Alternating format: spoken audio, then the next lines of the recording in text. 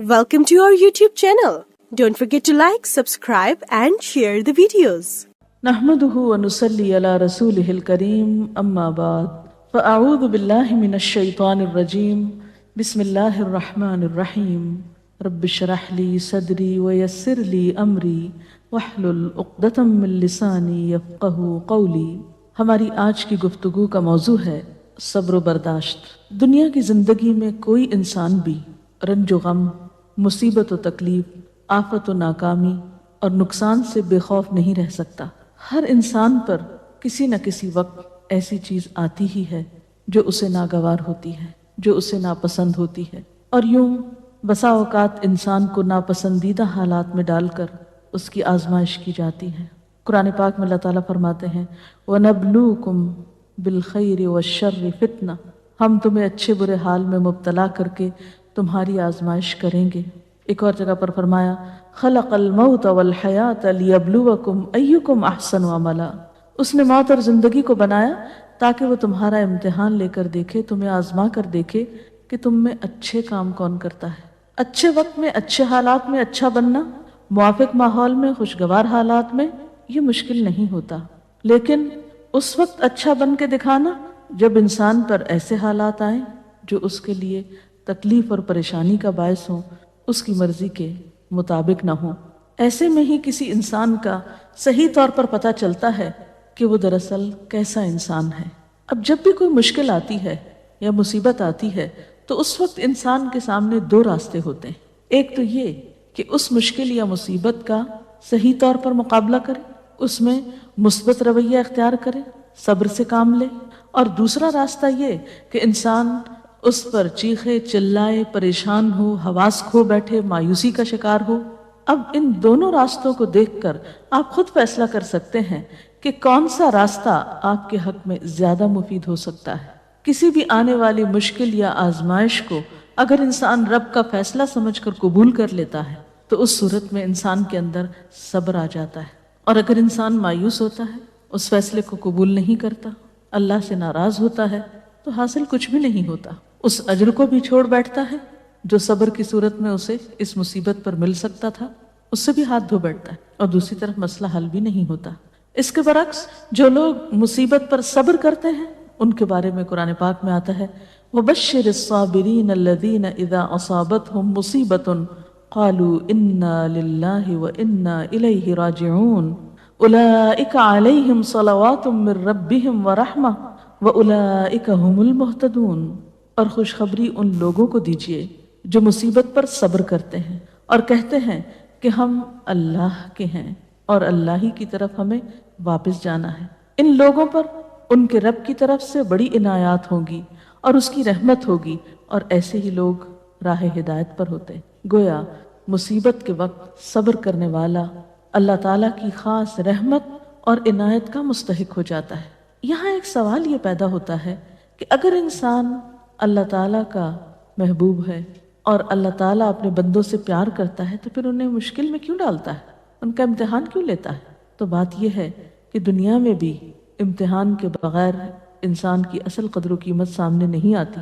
مثلا ایک ماں اپنے بچے سے پیار کرتی ہے لیکن اس کو اسکول بھیجتی ہے، جب امتحان کا وقت آتا ہے تو گھر نہیں بٹھا لیتی، امتحان کے لیے بھیجتی ہے تیار کر کے، اور امتحان سے جب بچہ گزرتا ہے تو ہی وہ پہچانتا ہے کہ اب وہ کس قابل ہے۔ کامیابی امتحان کے بعد ہی آتی، بغیر امتحان کے تو کامیابی کا تصور ہی نہیں۔ اسی طرح ہم دیکھتے ہیں کہ دنیا کی تاریخ میں جس طرح کے بھی لوگ آئے، خواہ وہ نیک آئے یا بد آئے، اچھے یا برے، انبیاء اور صالحین تھے یا فاسقین و فجار تھے، آزمائشیں ہر ایک کی زندگی میں آئیں۔ اس دنیا میں سب کو امتحانوں سے گزرنا پڑا۔ ہاں یہ فرق ضرور ہے کہ اللہ کے پیاروں نے اللہ کی طرف سے آئے ہوئے امتحان پر کبھی شکوہ نہیں کیا، بے صبری سے اور جلد بازی سے کام نہیں کیا، بلکہ اس کے برعکس صبر سے کام لیا۔ نبی صلی اللہ علیہ وسلم نے فرمایا کہ اذا احب اللہ قوما، جب اللہ کسی قوم سے، کسی گروہ سے محبت کرتا ہے، ابتلاہم، تو ان کو آزما لیتا ہے۔ گویا آزمائش اللہ کی طرف سے کسی ناراضگی کی علامت ہی نہیں بلکہ بسا اوقات وہ اس کی محبت کی علامت ہوتی۔ پھر فرمایا کہ جو شخص اس پہ راضی ہو جاتا ہے اللہ اس کے لیے راضی ہو جاتا ہے، اور جو ناراض ہوتا ہے اللہ تعالیٰ اس سے ناراض ہو جاتا ہے۔ لیکن وہ لوگ جو کسی بھی دکھ تکلیف اور آزمائش کے وقت صبر کرتے ہیں تو ان کے بارے میں خوشخبریاں بھی ہیں۔ ایک جگہ پر آتا ہے ان اللہ مع الصابرین، اللہ صبر کرنے والوں کے ساتھ ہے۔ وبشر الصابرین، صبر کرنے والوں کو بشارت دے دو۔ اور قیامت کے دن تو صبر کرنے والوں کا اجر بے پناہ ہے۔ حدیث میں آتا ہے قیامت کے روز دنیا میں عافیت سے رہنے والے جب آزمائش میں مبتلا لوگوں کے اجر کو دیکھیں گے، یعنی قیامت کے دن جو ان کو اجر ملے گا اس کو دیکھیں گے تو تمنا کریں گے کہ اے کاش دنیا میں ہماری جلد کینچیوں سے کاٹ دی جاتی اور ہم بھی صبر کرتے اور آج ہمیں بھی اتنا بڑا اجر ملتا۔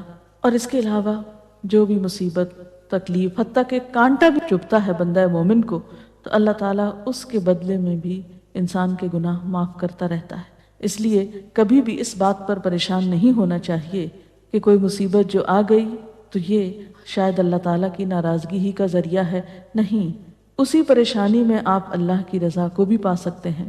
نبی صلی اللہ علیہ وسلم نے فرمایا جس مسلمان کو کوئی قلبی اذیت، جسمانی تکلیف، بیماری، رنج، دکھ، غم، کچھ بھی جو پہنچتا ہے، حتیٰ کہ اگر اسے کانٹا بھی چبھ جاتا ہے اور وہ اس پہ صبر کرتا ہے تو اللہ تعالیٰ اس کے بدلے اس کے گناہوں کو معاف کر دیتا ہے۔ اس لیے تکلیف مانگنی تو نہیں چاہیے، عافیت کی دعا پسندیدہ ترین دعاؤں میں سے ہے، لیکن اگر تکلیف آ جائے تو اس پر واویلا نہیں کرنا چاہیے، اس کو اللہ کا فیصلہ سمجھ کر قبول کر لینا چاہیے اور اس وقت صبر سے کام لینا چاہیے۔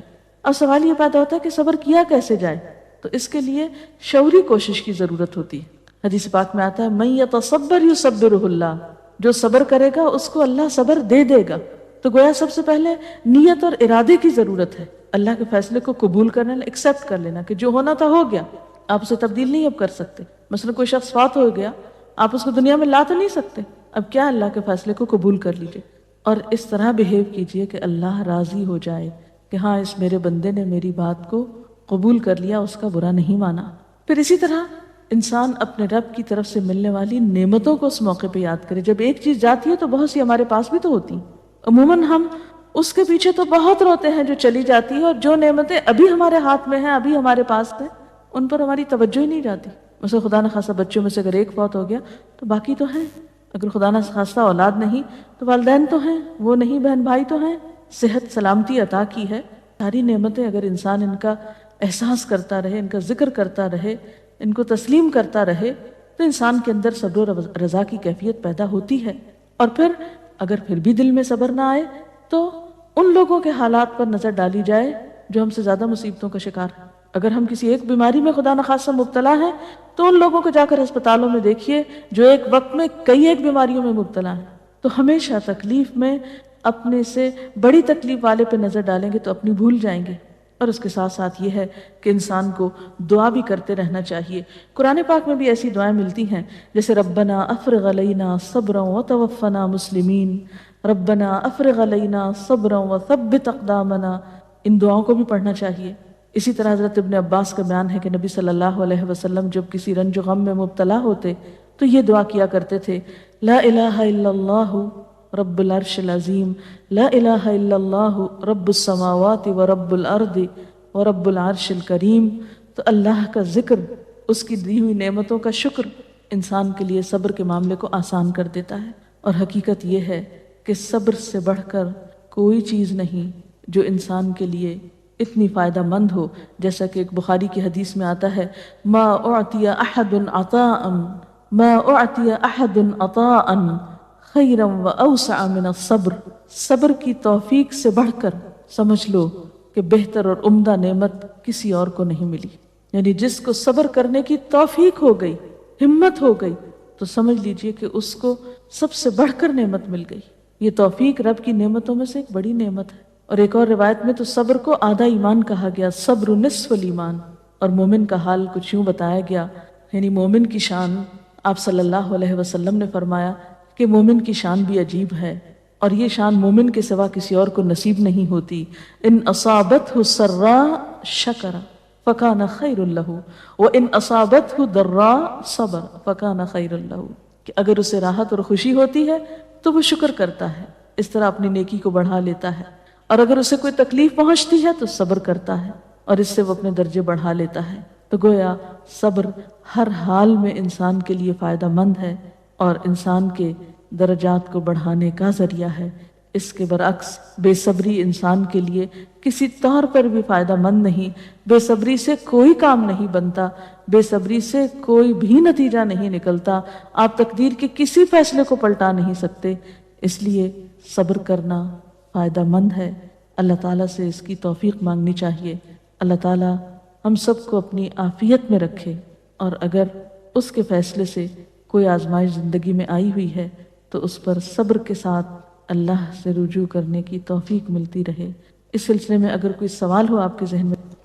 ایک حالات جو ہمیں بہت ہی کامن نظر آتے ہیں کہ جب کسی کی وفات ہوتی ہے، اور بہت ہی عام دیکھا گیا ہے کہ لوگ بالکل اپنے آپے سے باہر ہو جاتے ہیں، اسے اللہ کی رضا، اللہ کا وقت، جانے والے کا کوئی بالکل انہیں صرف اپنا غم کہ ہم سے یہ چھٹ گیا، اور اتنی استغفر اللہ غلط باتیں کہتے ہیں ان موقعوں پر، اور جب انہیں کوئی سمجھانا چاہے تو وہ اس مینٹل سٹیٹ میں، اس مینٹل فریم آف مائنڈ میں ہوتے نہیں کہ وہ کسی کی بات سننا چاہیں، اور وہ بالکل صبر کا دامن چھوڑے ہوئے ہوتے ہیں۔ تو اس طریقے سے ان ماحول میں لوگوں کو کیسے ڈیل کیا جائے؟ ایسے سب لوگ اپنے بارے میں سوچیں کہ ان کی اس بے صبری نے ان کو کیا دیا، کیا اللہ کا فیصلہ پلٹ گیا؟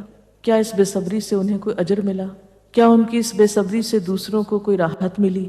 جب انسان بے صبری سے کام لیتا ہے تو وہ نہ صرف یہ کہ خود کو پریشان کرتا ہے، بلکہ اپنے آس پاس کے لوگوں کے لیے ایک اذیت کا سبب بن جاتا ہے، ان پہ ایک بوجھ بن جاتا ہے، پھر بعض اوقات زبان سے ایسی ناروا باتیں نکالتا ہے کہ اللہ تعالیٰ کو ناراض کر دیتا ہے۔ حالانکہ دیکھا جائے تو ان ساری چیزوں کے نتیجے میں سوائے خسارے اور ناکامی کے کچھ حاصل نہیں ہوتا۔ اسی لیے قرآن پاک میں اللہ تعالیٰ فرماتے ہیں وَالْعَصْرِ إِنَّ الْإِنسَانَ لَفِي خُسْرٍ إِلَّا الَّذِينَ آمَنُوا وَعَمِلُوا الصَّالِحَاتِ وَتَوَاصَوْا بِالْحَقِّ وَتَوَاصَوْا بِالصَّبْرِ، قسم ہے زمانے کی، یقیناً انسان نقصان میں ہے سوائے ان لوگوں کے جو ایمان لائے اور جنہوں نے اچھے کام کیے، ایک دوسرے کو حق کی تلقین کرتے رہے اور ایک دوسرے کو صبر کی تلقین کرتے رہے۔ تو خواہ تکلیف میں مبتلا شخص چیخنا پکارنا کرے، پھر بھی آس پاس کے لوگوں پر لازم ہے کہ وہ کسی نہ کسی طریقے سے اسے صبر کی طرف لے آئیں، اس لیے کہ صبر کے علاوہ اور کوئی دوا ہے ہی نہیں ایسے لوگوں کی۔ میم صبر کا مطلب کیا ہے؟ صبر کرنا کیا ہوتا ہے؟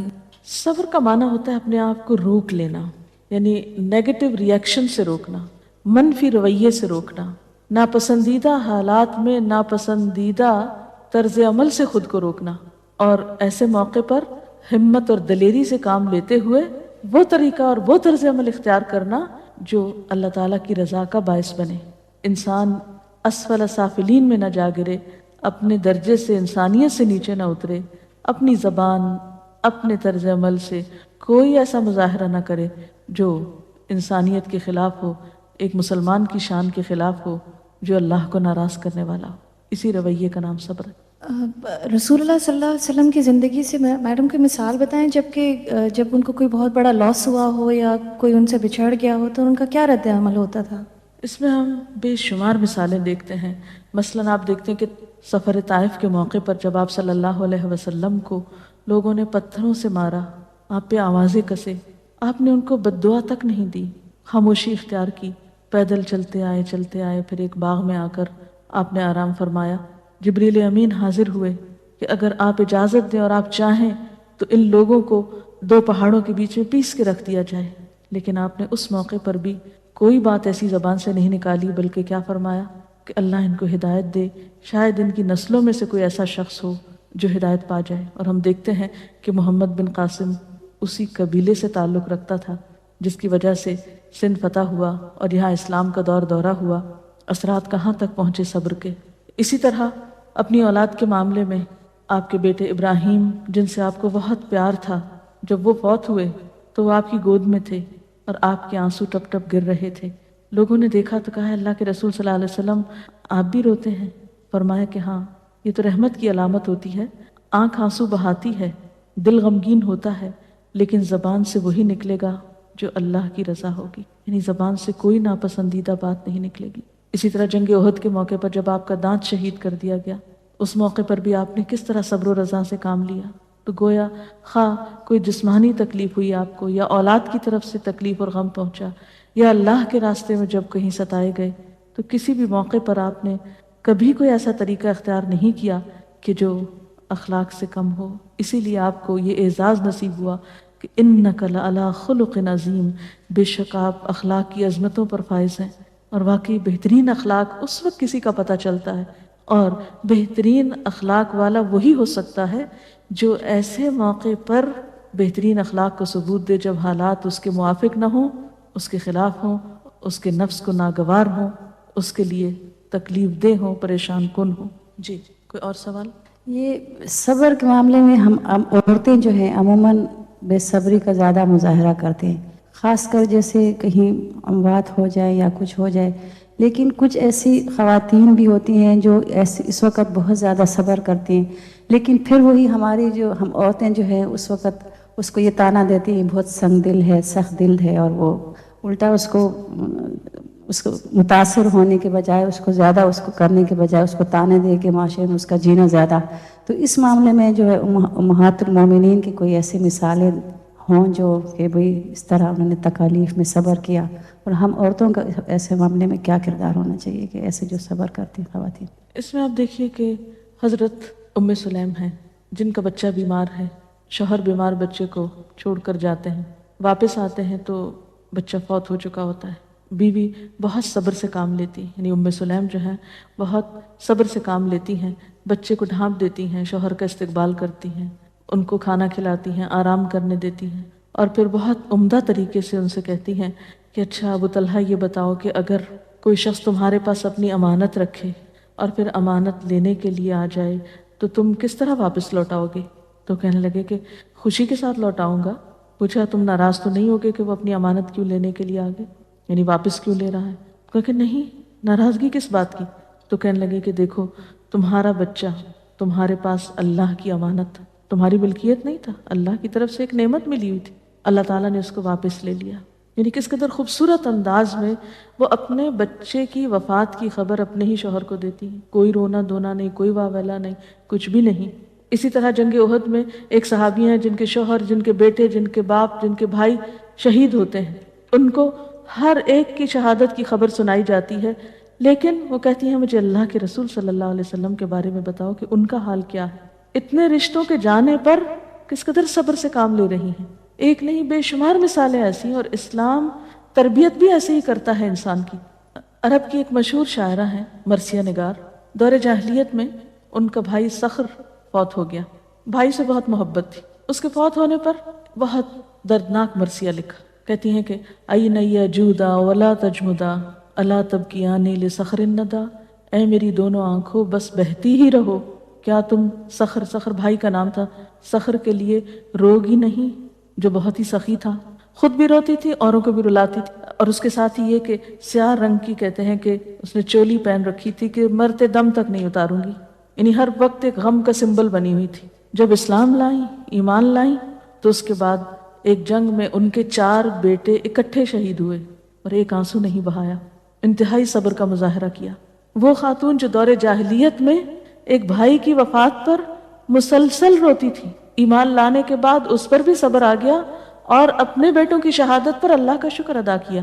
اور صخر کے لیے پھر جب کبھی روتی تھی تو کہتی پہلے تو میں اس کی موت پہ روتی تھی، اب اس بات پہ روتی ہوں کہ وہ حالت کفر میں فوت ہو گیا، اس کی آخرت کا کیا ہوگا. تو جس شخص کو غم آخرت لگ جائے وہ دنیا کے غم بھول جایا کرتا ہے. اور یہ ایمان ہی ہے سچا ایمان جو انسانوں کو اندر باہر سے بدلتا ہے. اللہ تعالی ہمیں بھی بہترین مومن بنائے. اس کے ساتھ ہی آج کا پروگرام ختم ہوتا ہے. اجازت چاہتے ہیں. السلام علیکم ورحمۃ اللہ وبرکاتہ.